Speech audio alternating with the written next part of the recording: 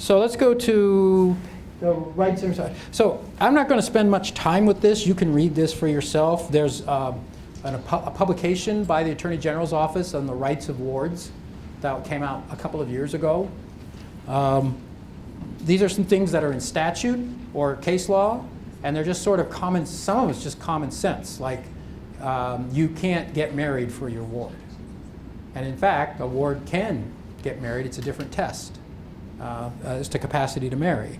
So there's some things like that that are just out there, and they're not in statute, but they're in case law, and those rights are kind of listed here. Voting is one. There's a common misconception because of the Supreme Court, because of the constitutional provision I talked about, which is no longer enforced, actually, that a person who's incompetent and has a guardian can't vote. And in fact, the law is clear that they can, unless the probate court has specifically made a finding that they are incapable of voting, which doesn't happen. It just doesn't happen.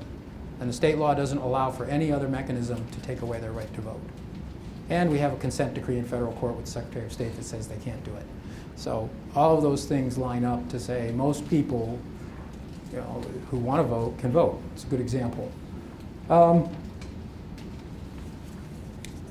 The second thing is the list of responsibilities. It's a lot. If you're curious or want to know more about it, this book, The Fundamentals of Adult Guardianship, is online at the Supreme Court.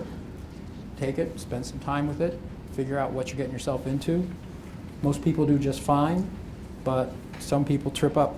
And then there's always the folks who have a little bit of a conflict of interest. You know, Social Security rep payees sometimes have trouble figuring out where that money's supposed to be going.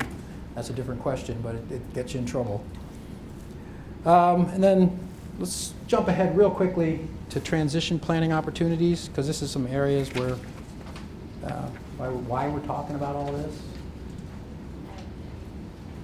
Go ahead. So we've talked a lot about school, and this is probably one of the key areas. You know, under the new WIOA law, under ESSA, the schools have obligations to children with intellectual and developmental disabilities to make sure they get to try different things before they get put on the track to the workshop. That doesn't mean that they're not going to end up in a workshop or a 14C sub-minimum wage setting, but those things are becoming more and more disfavored, and supportive and competitive employment with day activities, with comparable day activities in the community are becoming the norm. So it's important that the schools start to look at that at 14. Our state VR authority, OOD, actually has vocational rehabilitation counselors in schools now. And so you should ask, is there a VRC in my kid's school who should be coming and working on an IPE? We can't call them the same thing. We got an IEP for schools and we got an IPE for the VR authority, but they should be looking at that. And that's the Voc Rehab, which is the next slide. Go ahead. Embedded VR counselors, I love the notion. And then next slide, we've already talked a lot about this, assistive technology. There's such amazing results when that's done.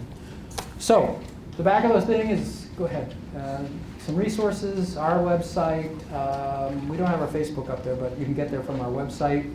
You can donate from our website, please do. We rely on donations to do a lot of our work. And then the next one is the supported decision-making resources, the National Resource Center that the ARC runs, the Missouri Guide, which is interesting. That's the stoplight tool. Okay, back up. Jenny Hass Justice Project has got some great information there. Even if you don't do something that's actually supported decision-making, it'll give you some insight into how to help your loved one make decisions. And the next one is how to get a hold of us. Intake is the best way to get a hold of us. We're there. They're there every day. Option 2, you'll go into a queue. We're down 2 workers right now. So you want to come and work for us, please apply. And if you leave a message, they'll call you back within 24 hours. And then next slide is just some palaver about me.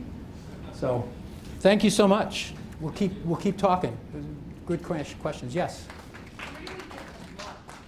On the Supreme Court website.